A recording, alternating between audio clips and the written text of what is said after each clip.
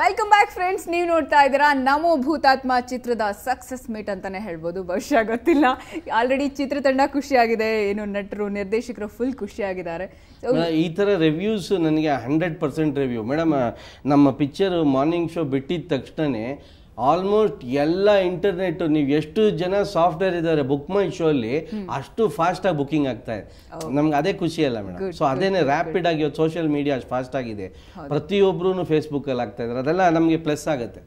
ಆಮೇಲೆ ಈ ಸಿನಿಮಾದಲ್ಲಿ ನಾನು ಕೇಳ್ಪಟ್ಟೆ ಸಿಕ್ಕಾಪಟ್ಟೆ ಒಳ್ಳೆ, ನೀವು ಅವಾಗಲೇ ಒಂದು ಇನ್ಸಿಡೆಂಟ್ ಹೇಳಿದ್ರಿ, ಅದೇ ಥರದ ಅನುಭವಗಳು, ಸೂಪರ್ ಆಗಿರುವಂಥ ಒಂದು ಎಕ್ಸ್ಪೀರಿಯನ್ಸ್ ಇರುವಂಥ ಒಂದು ಸೀನ್ಗಳು ತುಂಬ ಚೆನ್ನಾಗಿದೆ ಅಂದ್ಬಿಟ್ಟು ಯಾವುದೋ ಒಂದು ಕೇಳ್ಪಟ್ಟೆ, ಒಂದು ಏನೋ ಲುಂಗಿನೋ ಬಿಚ್ಕೊಂಡ್ಬಿಡುತ್ತೆ ಆ ಥರದ ಸೀನು. ಅದು ಯಾವ ಸಿಚುವೇಶನ್ ಅಲ್ಲಿ ಬರುತ್ತೆ? ಅದು ಆ್ಯಕ್ಚುಲ್ ಆಗಿ ಒಂದು ಸೌಂಡ್ ಬರುತ್ತೆ ಮೇಡಮ್, ಒಂದು ಹಾಂಟಿಂಗ್ ಸೌಂಡ್ ಬರುತ್ತೆ. ಎಲ್ಲ ಕಡೆ ಹುಡುಕ್ತೀನಿ, ಸದ್ಯ ಏನೂ ಆಗಿಲ್ಲಪ್ಪ ಅಂದ್ಬಿಟ್ಟು ಮಲ್ಕೋತೀನಿ. ಯಾಕಂದರೆ ಪ್ರತಿ ರಾತ್ರಿ ಏನೋ ತೊಂದರೆ ಆಗ್ತಾ ಇರುತ್ತೆ. ಚೆನ್ನಾಗಿ ಮಲಗಿರ್ಬೇಕಾದ್ರೆ ಸಡನ್ ಆಗಿ ಸ್ಟಾರ್ಟ್ ಆಗುತ್ತೆ, ಡಮ್ ಡಮ್ ಡಮ್ ಡಮ್ ಹಂಗೆ ಬರುತ್ತೆ. ಎಲ್ಲ ಕ್ಯಾಂಡಲ್ ಆಫ್ ಆಗುತ್ತೆ. ನನ್ನ ಹತ್ರ ಬಂದಾಗ ಅಂದ್ ಸೌಂಡ್ ಇಲ್ಲಿ ಮುಖದ ಹತ್ರ ಬರುತ್ತೆ. ಈಗ ಕರೆಕ್ಟ್ ಬ್ಲೋ ಆಗುತ್ತೆ, ಏರೆಲ್ಲ ಎದ್ರಕೊಂಡು ಎದ್ಬಿಡ್ತೀನಿ.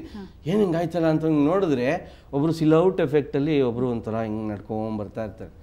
ಎದ್ಕೊಂಡು ಏಯ್ ಶರತ್ ಲೋ ಶರತ್ ಅಂತ ಅಂದಾಗ ಅವ್ನು ಹಂಗೆ ಬರ್ತಾ ಇರ್ತಾನೆ. ಯಾಕಪ್ಪ ಹಂಗೆ ಬರ್ತಾ ಇದೆಯಾ ಅಂತ ಅಂದಾಗ ಕಟ್ ಮಾಡಿದ್ರೆ ಟಕ್ಕಂತ ಲುಂಗಿ ಬಿಚ್ಕೊಂಡ್ಬಂದು, ಲುಂಗಿ ಬಿಚ್ಕೊಂಬರ್ತಾ ಇದ್ದಾರೆ. ಯಾರು ನಿದ್ದೆ ಒಳಗೆ ಲುಂಗಿ ಬಿಚ್ಕೊಂಬರೋದು ನೋಡಿದ್ದೀನಿ, ಕಾಚನ್ನು ಹಾಕಿದ್ರೆ ಹಾಕೊಳ್ಳೋ.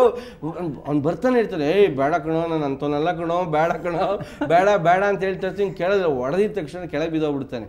ಬಾಸ್ ನಾನು ಕೆಳಗೆ ಹಾಕೊಂಡು ಏನು ಮಾಡ್ತಾ ಇದ್ದೀನಿ ಅಂತ ತೊಳೋದ್ಬಿಡ್ತೀನಿ ನಿನ್ನ ಅಂತ ಅಂದಾಗ, ಏನಕ್ಕೋ ಹಿಂಗೆ ನಡ್ಕೊಂಬರ್ತೀನಿ, ಗೊತ್ತಿಲ್ಲ ಬಾಸ್ ನಾನು ಹೆಂಗೆ ಬಂದೆ ಇಲ್ಲಿಗೆ ಅಂತ. ಹೋಗಿ ಮಲ್ಕೋಗೋ ಅಂತ ಅಂದಾಗ ನೈಟ್ ಹಂಗೆ ಎಂಡ್ ಆಗುತ್ತೆ. ಎಷ್ಟು ಮಾಡಿದ್ರೆ ಡೇಗೆ ಬಂದರೆ ಮೇಡಮ್ ಥಿಯೇಟ್ರಲ್ಲಿ ಯಾರೂ 5 ನಿಮಿಷ ಕುತ್ಕೊಳ್ಳೋದೇ ಇಲ್ಲ. ಏನಕ್ಕೆ ಅಂದ್ರೆ ಲುಂಗಿ ಹಾಕೊಂಡು ಮಲಗಿರ್ತೀನಿ ನಾನು. ಅವ್ನ ಲುಂಗಿನೇ ಅವ್ನು ನನ್ನ ಮೇಲೆ ಹಿಂಗೆ ಕಾಲು ಹಾಕ್ಬಿಟ್ಟಿರ್ತಾನೆ. ಹಿಂಗೆ ಹಾಕೊಂಡು ಹಿಂಗೆ ಬಿಚ್ಚಿ ನೋಡಿ ಅಯ್ಯೋ ಅದು ಕಿರ್ಚ್ಕೊಂಡ್ಬಿಡ್ತೀನಿ. ನನ್ನ ಮಗನೇ ಬೆಳಗ್ಗೆ ಎಂಥ ದರ್ಶನಗಳು ಕೊಡ್ತೀಯಲ್ಲೋ ಅಂತ.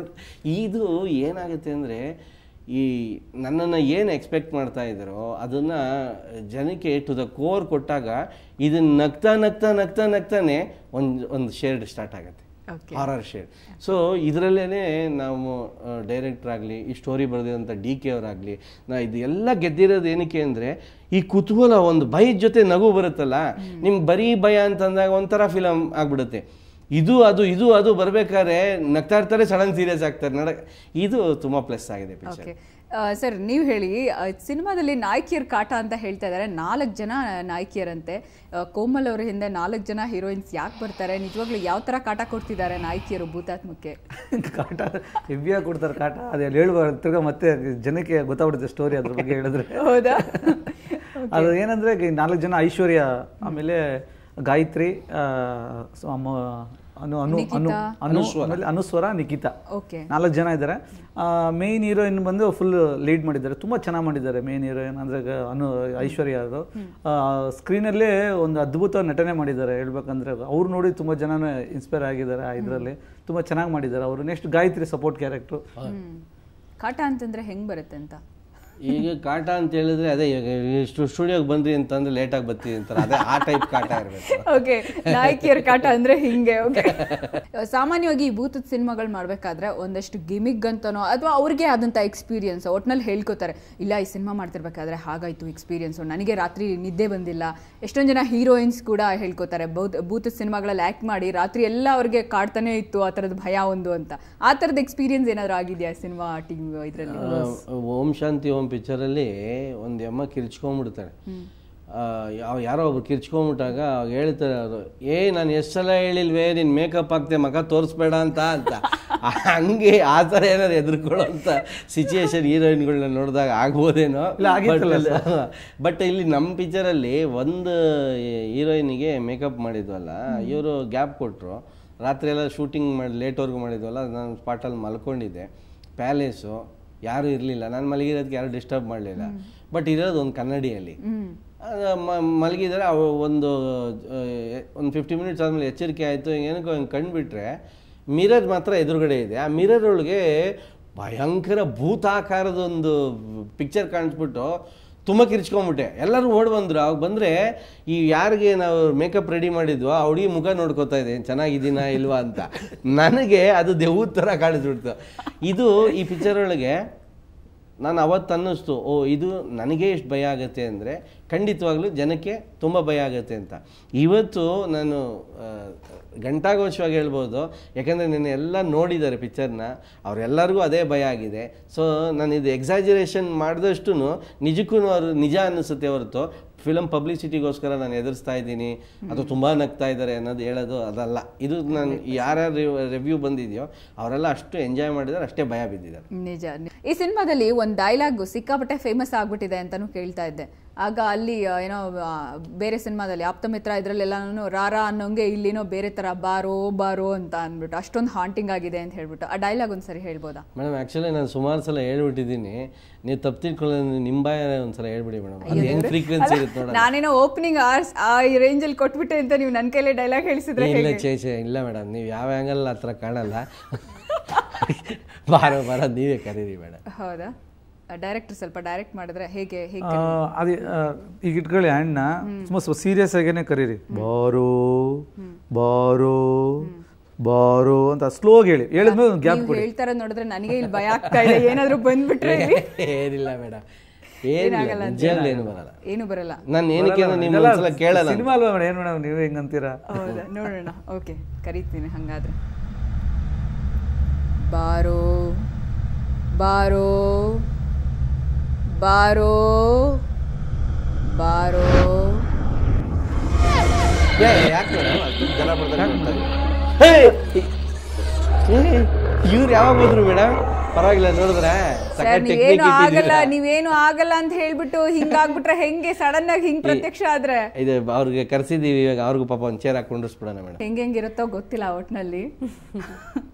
So how was the experience with Komal sir and overall Namu Bhutatma? Komal sir, to tell about him, he is very humble, a very down to earth person. So on screen when he becomes, I mean, on the set, okay, he is such a dedicated person. He doesn't even look around. We all take mobile phones and we start chatting or phone. I mean, after the shot, he's full on, okay, what next? I mean, he's completely a focused actor.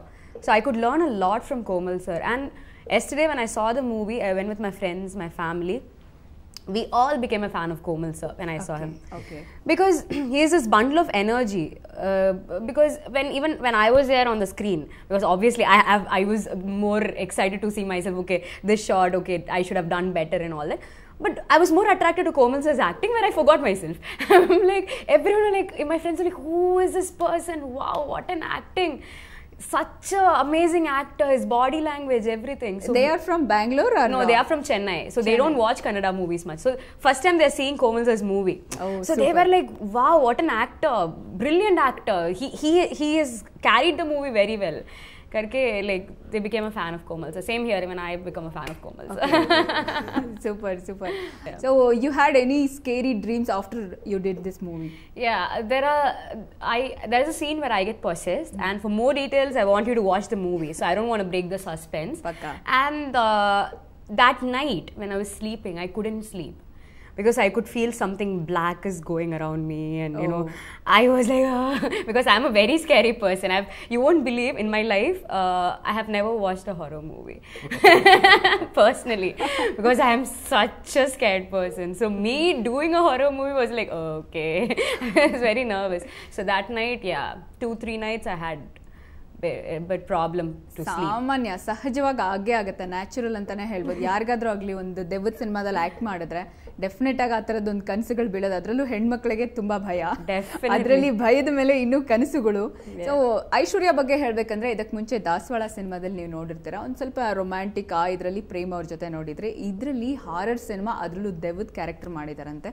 So ಹೆಂಗಾದ್ರೂ ಒಂದು expression ಕೊಡಿ ಅಂತ ಕೇಳೋಣ. Can you give one expression, scary expression? Scare or horror? What do you want? Yeah, horror. My God.